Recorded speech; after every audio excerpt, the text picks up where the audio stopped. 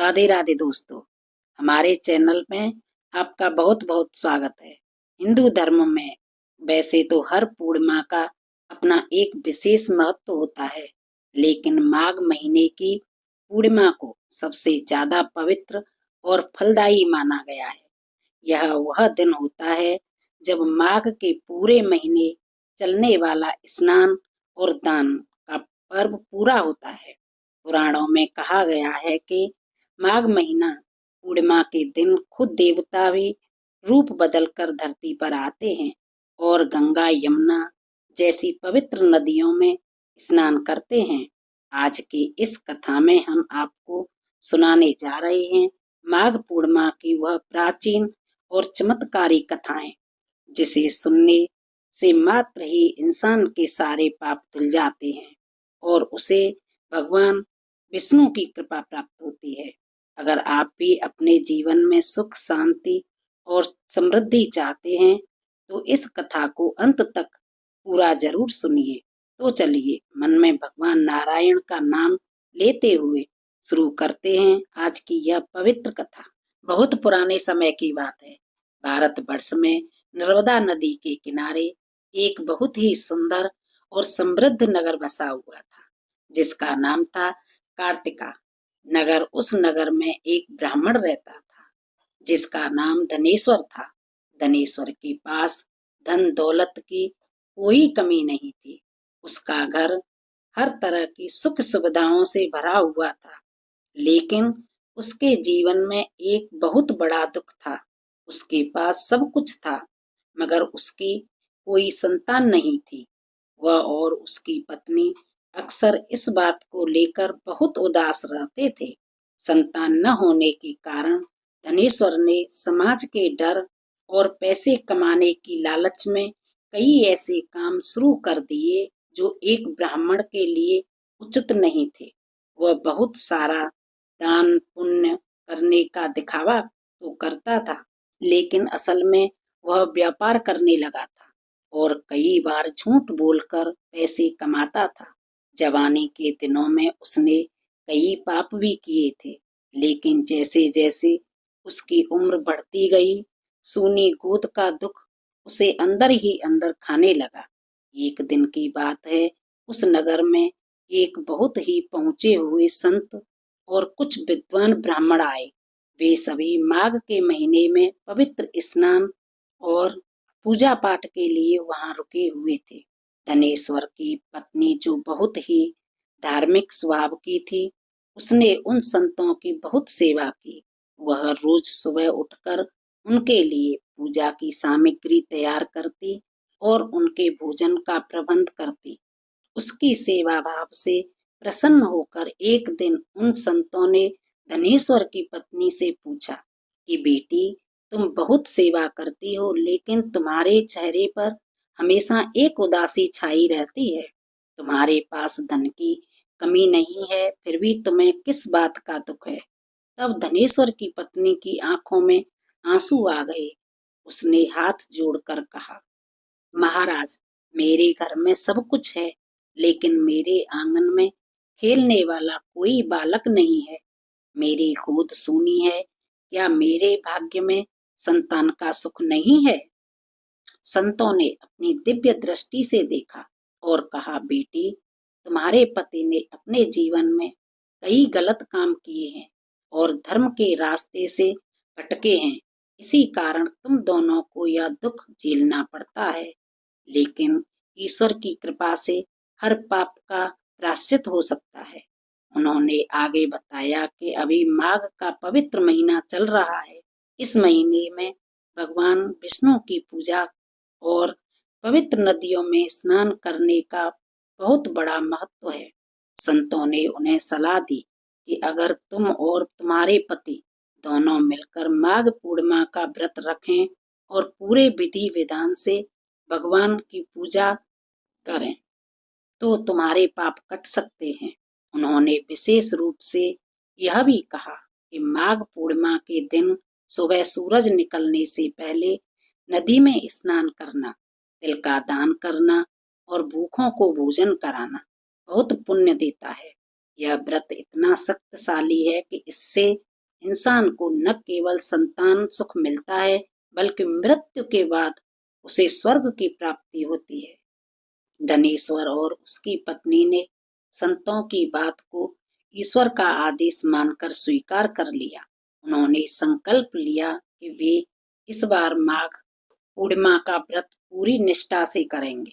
माघ पूर्णिमा का दिन आया। कड़ाके की ठंड थी, लेकिन अपनी संतान की चाहत और भगवान पर भरोसे के कारण पति पत्नी सुबह जल्दी उठे। उन्होंने पवित्र नदी में जाकर स्नान किया। ठंडे पानी ने उनके शरीर को कपा दिया, लेकिन उनके मन की श्रद्धा ने उन्हें गर्मी दी।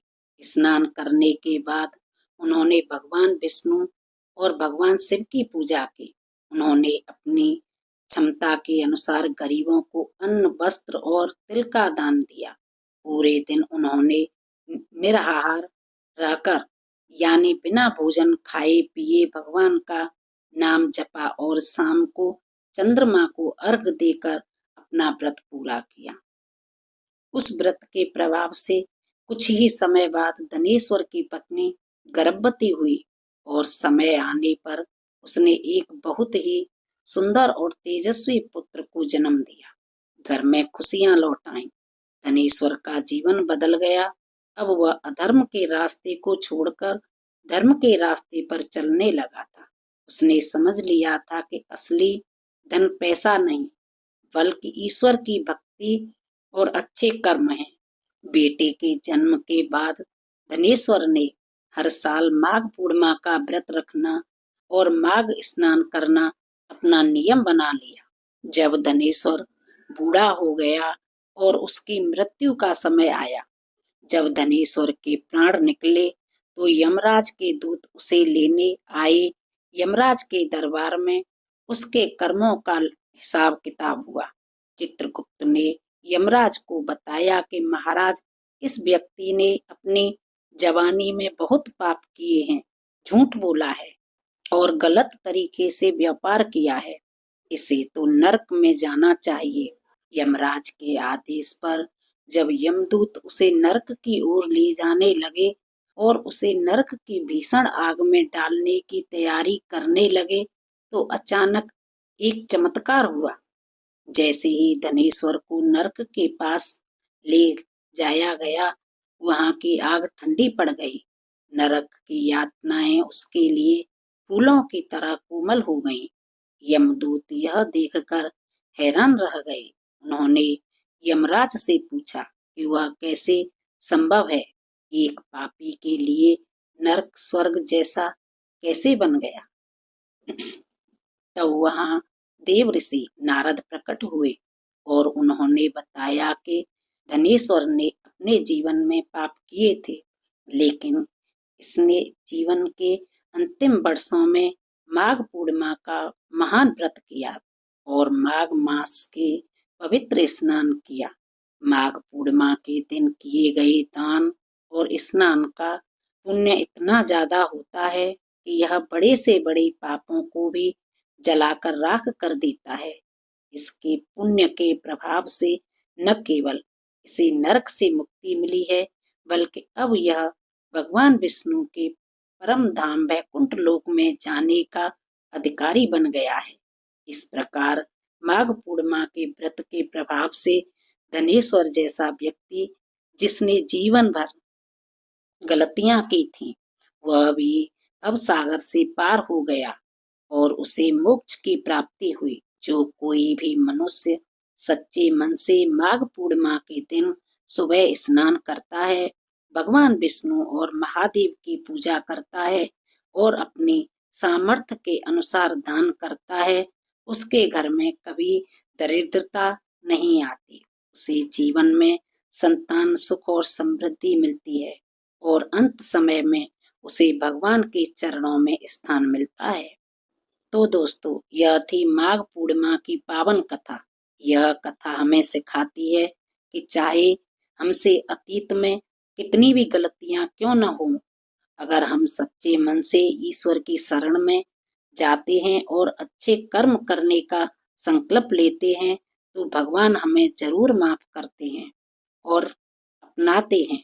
माघ पूर्णिमा का यह दिन हमें मौका देता है अपने पापों को धोने का और एक नई शुरुआत करने का।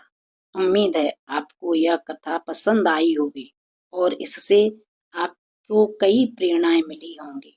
अगर आपके मन में कोई भी सवाल है या आप किसी और व्रत की कथा सुनना चाहते हैं तो हमें कमेंट बॉक्स में जरूर बताएं। जाने से पहले अगर आप भगवान विष्णु की कृपा पाना चाहते हैं तो कमेंट बॉक्स में ओम नमो भगवते वासुदेवाय जरूर लिखें।